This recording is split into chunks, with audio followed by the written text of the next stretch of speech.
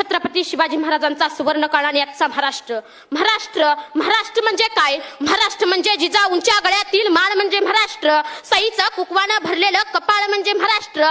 जगत गुरु तुकोबरायांच्या भजनातील टाळ म्हणजे महाराष्ट्र. कायम आठवणीतला भाळ म्हणजे महाराष्ट्र. कर्तृत्वाच्या सरीनं हिरवागार झालेला रानमाळ म्हणजे महाराष्ट्र. आणि तुमचा आमचा प्राण म्हणजे महाराष्ट्र. आणि तुमचा आमचा प्राण म्हणजे महाराष्ट्र. खरं तर आज महाराष्ट्राची काय परिस्थिती आहे? सगळे टायरवाले केरळचे, बांधकामवाले यूपीचे, गवंडवाले बिहारचे, सुतारवाले राजस्थानचे, हॉटेल सगळी दक्षिणातांकडे. साहेब, ही पोरं इथं येऊन काम करतात, या महाराष्ट्रात येऊन काम करतात, याचं मला मुळीच वाईट वाटत नाही. पण आमच्या महाराष्ट्रातली पोरं कॉलेजच्या कट्ट्यावर बसायचं, पिचकाऱ्या मारायच्या, नाहीतर कुठल्या तरी भाईच्या मागं जाय की म्हणून फिरायचं. याच्या पलीकडे काय करतात का नाहीत? अहो, त्यांना सांगा, आपण या महाराष्ट्राच्या मातीमध्ये जन्माला आलोय. या महाराष्ट्राच्या मातीचा इतिहास कुठल्या ऐऱ्या घेरानं किंवा लुंग्या सुंग्यानं लिहिलेला नाही. या महाराष्ट्राच्या मातीचा इतिहास लिहिलाय शायरांच्या डाफांनी, घोड्याच्या टापांनी, ढगाच्या गडगडाटानं, डोंगराच्या हिरव्या पिवळ्या शालीनं, सह्याद्रीच्या नालीनं.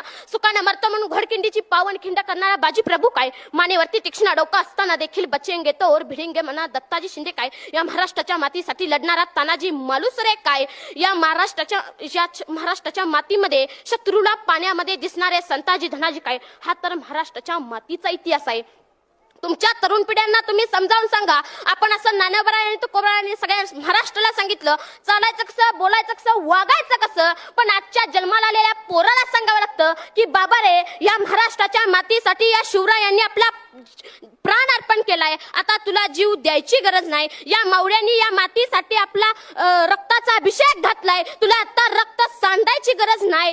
पण या मावळ्यांनी जे बलिदान दिले, ती बलिदानाची जाणीव आपल्याला ठेवायला पाहिजे. आणि बलिदानाची जाणीव ठेवण्याचे मार्ग कोणते? छत्रपती शिवाजी महाराजांनी संभाजी महाराजांना डोक्यावरती घेऊन मिरवणं असं मला वाटत नाही. तर या महापुरुषांना डोक्यावरती घेऊन मिरवण्याआधी त्यांना हृदयात मिरवावे लागेल. आज इथं किती आईबाप आहेत ज्याने आपल्या पोरांना सांगितलं घाबरायचं नाही, लढायचं. शिवाजीराजे बघ, संभाजीराजे बघ, आयुष्यात कितीतरी संकटे आली, पण पहाडासारखा पोलादी पुरुष आयुष्यात येणाऱ्या संकटापुढे आपली छाती काढून उभा राहिला.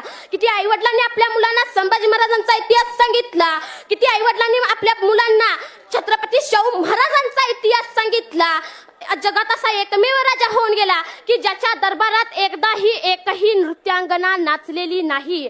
हा जगातला एकमेव राजा आहे. आमच्या छत्रपती शिवाजी महाराजांनी आम्हाला सांगितलं की प्रत्येक स्त्री ही माझ्या मराठ्यांच्या घरातली देवता आहे. आणि छत्रपती शिवाजी महाराजांच्या आऊसाहेबांनी म्हणजे आमच्या मासाहेब जिजाऊंनी आम्हाला सांगितलं की प्रत्येक स्त्री ही मराठ्यांच्या या स्वराज्यातल्या घरातल्या माझ्या मायमाऊली सारखी आहे. तिला माझ्या या स्वराज्यामध्ये आदराचं स्थान आहे. पण त्याच महाराष्ट्रातल्या मराठी मावळ्यांनी, त्या